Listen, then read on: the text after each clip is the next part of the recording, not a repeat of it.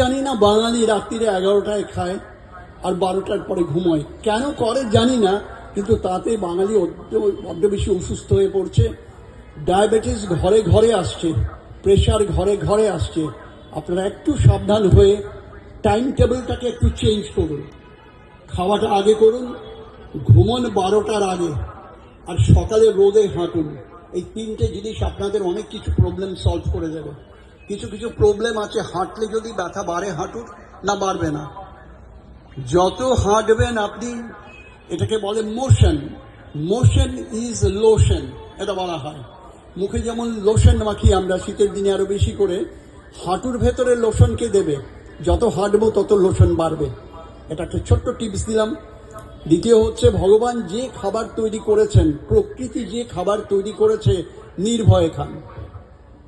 কোনো খাবার বন্ধ করবেন না আমাদের মতো ডাক্তারদের কথাতে, সব কিছু খাবেন। ডিমটাকে রোজ ঢোকান। ধরে নিচ্ছি আপনারা সুস্থ, অতএব রোজ ডিম খান। আমরা 2টো করে ডিম খাই রোজ, খেয়ে যাবেন নির্ভয়ে। ইউরিক অ্যাসিড বাড়লে এটা বন্ধ ওটা বন্ধ কিছুতে যাবেন না। কোনো সবজিতে ইউরিক অ্যাসিড বাড়ে না, অতএব নির্ভয়ে খান। দুধ খাওয়া দরকার নেই, দুধের বদলে দইটা খাবেন। বাড়িতে দই পাতুন, কেনা দই না করে বাড়িতে দই করে পাতুন। এগুলো খাবারে চলে গেলাম, সংক্ষিপ্ত সময় বলে তাড়া করছি। আমার সবচেয়ে ইম্পর্টেন্ট যে জায়গাটা আমি টাচ করব সেটা হচ্ছে, দেখুন এখানে লেখা আছে থ্যালাসেমিয়া। এই থ্যালাসেমিয়া রোগটা, নামটা 100 বছরের পরিচিত, কিন্তু খুব কম সংখ্যক লোক জানে, কারণ এটা নিয়ে কোনো কথাবার্তা কিছু হয় না।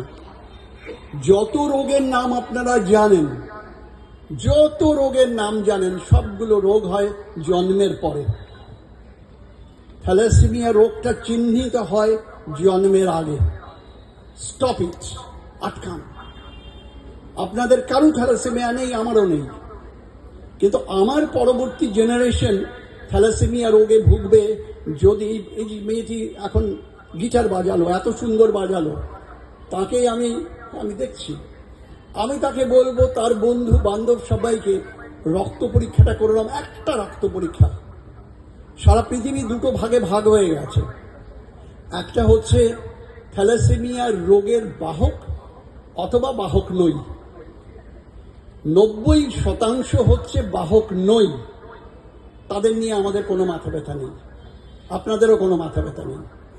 যে ছোট্ট শতাংশ, 10% বাহক, এই বাহক যদি বাহককে বিয়ে করে তাহলেই থ্যালাসেমিয়া রোগ হবে, আদারওয়াইজ রোগ হবে না। 90% লোক যদি 10% লোককে বিয়ে করে, কোনোদিনও থ্যালাসেমিয়া হবে না। তাহলে থ্যালাসেমিয়া হওয়ার জন্য দরকার হচ্ছে, আমি একটা ব্লাড টেস্ট করে নেব, একটা মাত্র টেস্ট। সরকারি হাসপাতালে বিনা পয়সায় হয়, প্রাইভেটলি 800 থেকে 1500 হয়। রোটারির মাধ্যমে যদি যান 100 টাকা বা 160 টাকায় হয়ে যাবে। তাহলে এই ব্লাড টেস্টটা যদি আমি বিয়ের আগে অবশ্যই করি, তাহলে আমি বুঝবো আমি বাহক না বাহক নই। যদি বাহক নই, চুপ করে বসে থাকুন, কিচ্ছু ভাবা দরকার নেই। যাকে পছন্দ তাকে বিয়ে করে ফেলুন, সে যদি রাজি হয়। জোর করে করবেন না। যদি আপনি ক্যারিয়ার হন, আপনি মানে আপনাদের বলছি না, যে বিবাহ যোগ্য, যে বিয়ে করতে যাচ্ছে, সে যদি ক্যারিয়ার হয়, সে কিন্তু সুস্থ, 100% সুস্থ। অমিতাভ বচ্চন বাহক, সুস্থ। ফুটবল প্লেয়ার জিদান সুস্থ। পিট সাম্প্রাস লন টেনিস প্লেয়ার সুস্থ। ঋত্বিক রোশন যে ডান্স করে সে সুস্থ। থ্যালাসেমিয়া বাহক আর নর্মাল কোনো তফাৎ নেই। শুধু 2জন বাহক যদি বিয়ে করে তাহলেই সম্ভাবনা আছে থ্যালাসেমিয়া হওয়ার, এবং তাও সব বাচ্চাই যে হবে তা নয়, 25%। মানে প্রতি প্রেগন্যান্সিতে 25% চান্স আছে থ্যালাসেমিয়া হওয়ার। তাহলে আমাদের অনুরোধ, আপনারা আরেকটু মডার্ন হয়ে যান। দেখুন এখানে খুব কম সংখ্যক লোকের মাথায় ঘোমটা আছে। তাহলে ঘোমটা আমরা বর্জন করেছি, আমরা জানি এটার প্রয়োজন নেই। তাহলে আমাদের বিয়েটা হরোস্কোপের মাধ্যমে না গিয়ে মাইক্রোস্কোপের মাঝখানে হোক। Horoscope to microscope. আপনারা সবাই চাইবেন যে আপনার মেয়ের বিয়ে হোক পারফেক্ট ম্যাচ। তাহলে রাইট সিলেকশন অফ পার্টনারকে হবে রক্ত পরীক্ষার মাধ্যমে। যদি আমার মনে হয় যে দুজনই ক্যারিয়ার, প্রেফারেবলি, আমি ইংরেজি শব্দটা ব্যবহার করছি, প্রেফারেবলি বিয়ে করব না, প্রেফারেবলি। কিন্তু 10 থেকে 15 বছর ধরে আমি প্রেম করছি আর আমি এসে বললাম, তাতে বিয়ে ভেঙে যাবে না, বিয়ে চলবে, বিয়ে হোক। লাস্ট যদি দুজন ক্যারিয়ার বিয়ে করেন তাহলে 3 মাসের মাথায় মহিলা প্রেগনেন্ট হলে আরেকটা ফাইনাল টেস্ট করা যায়। সেই টেস্ট করে দেখা যে বাচ্চাটি থ্যালাসেমিয়া কিনা। যদি থ্যালাসেমিয়া হয় অ্যাবর্শন হওয়া ভালো, যদি না হয় মানে ক্যারিয়ার প্রেগনেন্সিতে যদি থ্যালাসেমিয়া না হয় তাহলে প্রেগনেন্সি চলবে। আমরা এত ভয় পাচ্ছি কেন? থ্যালাসেমিয়া হলে হয়টা কি? 5 থেকে 6 বছরের বেশি শিশুটি বাঁচবে না, তার শরীরে রক্ত তৈরি হয় না, তাই বাইরে থেকে রক্ত দিতে হয়। কত রক্ত দিতে হয়? আমি কিছুদিন আগে একটা জায়গায় গেছিলাম, 1 ডিসেম্বর, সেটা হচ্ছে এইডস ডে, যেখানে হওয়ার সম্ভাবনা বেশি থাকে সেখানেই গেছিলাম দিনের বেলা কথা বলতে। সেখানে 26 বছরের একটা ছেলে এলো, সে থ্যালাসেমিয়া রোগী। সে যা বলল আমি আপনাদের তাই বলছি, আর কিছু বলছি না। সে বলল, আমি 5 বছর বয়স থেকে রক্ত নিই, আগে 4 বোতল রক্ত নিতাম, মাসে 4 বোতল, এখন 2 বোতল নিই, মাঝে মধ্যে 3 বোতল নিই। কত খরচা হয়? মাসে 15 থেকে 20 হাজার টাকা মাসে। ওকে জিজ্ঞেস করলাম, তুমি কিছু বলবে আমাদের?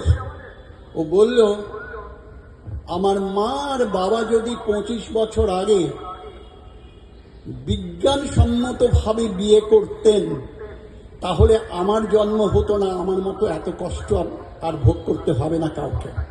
এটা ওর কথা বললাম। এটাই আমরা বলছি, সারা ভারতবর্ষে কয়েক লক্ষ বোতল রক্ত প্রতি বছর দরকার হয় চিকিৎসার জন্য। এটাকে কিন্তু আমরা আটকাতে পারতাম। গতকাল আমার আন্ডারে একজন ইডিএফ মানে যোধপুর পার্কের ইডিএফ এ ভর্তি আছেন একজন ভদ্রমহিলা। তার অপারেশন আজকে হতে পারত, কিন্তু আমরা করতে পারিনি, কারণ আমরা ব্লাড জোগাড় করতে 2 দিন চলে গেল। আমরা আজকে দিয়েছি ব্লাড, কালকে দেব ব্লাড, পরশুদিন অপারেশন করব। তার মানে ওই ব্লাডটা যদি বেঁচে যেত, আটকে রাখতে পারতাম, তাহলে রোড ট্রাফিক অ্যাক্সিডেন্ট বলুন, ফ্র্যাকচার বলুন, তাতে আমরা রক্তটা ব্যবহার করতে পারতাম। আপনাদের কাছে অনুরোধ, বাচ্চার কষ্ট আপনারা সহ্য করতে পারবেন না, এখানে ভিডিও নেই, আমরা দেখাতাম। বাচ্চার কষ্টের সাথে সাথে বাচ্চার মায়ের কথা ভাবুন, যে মা 9 মাস পেটে রেখেছিল এই আশায় যে একটা সুস্থ ভালো বাচ্চার জন্ম দেবে। সে জন্মের পরে জানলো যে এই বাচ্চা 5 থেকে 6 বছরের বেশি বাঁচবে না, তার মেন্টাল কন্ডিশন কি হয়? রক্ত ক্ষয়, রক্ত চলে যাচ্ছে, খরচা, এই সব কিছুর পেছনে কে দায়ী? তাহলে 1 নম্বর, যে কোনো কারণেই হোক এটা বলা হয়নি এই রোগ সম্বন্ধে কোনো কথা। 2, ডাক্তারবাবুরাও আমরাও বারবার এসে বলিনি বা এই প্রেসক্রিপশন লিখিনি। আর 3 নম্বর, আপনারা সবাই আপনারা ব্যস্ত, সবচেয়ে ভালো বিয়ে দেবেন হরস্কোপের মাধ্যমে, মাইক্রোস্কোপ কথা চিন্তাই করেননি। আজকে আমরা আপনাদের কাছে জানাচ্ছি, আপনারা যারা শুনছেন, এরপরে এই তো শুরু হয়ে গেল না বিয়ের মাস, ঘরে ঘরে বিয়ে হচ্ছে, নেমন্তন্ন খাচ্ছি আমরা। সবাইকে শুধু জিজ্ঞেস করো রক্ত পরীক্ষা কি করেছো, বাস এইটুকুই যদি হয় অনেকাংশে কমে যাবে। আপনাদের অসংখ্য ধন্যবাদ জানাচ্ছি। আমার সামনে বসে আছেন ডক্টর অরিন্দম ভট্টাচার্য, ডক্টর প্রশান্ত ভট্টাচার্য, ডক্টর অনিমেষ চক্রবর্তী, কসবার সবচেয়ে সর্বজনশ্রদ্ধেয় সবচেয়ে সিনিয়র ডাক্তারবাবু। এটা হাততালি দিন না।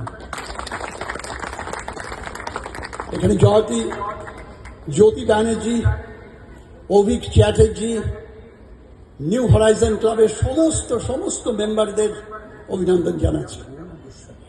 ডক্টর গৌর গোস্বামী, আমি চিনি তাকে, কোথায়?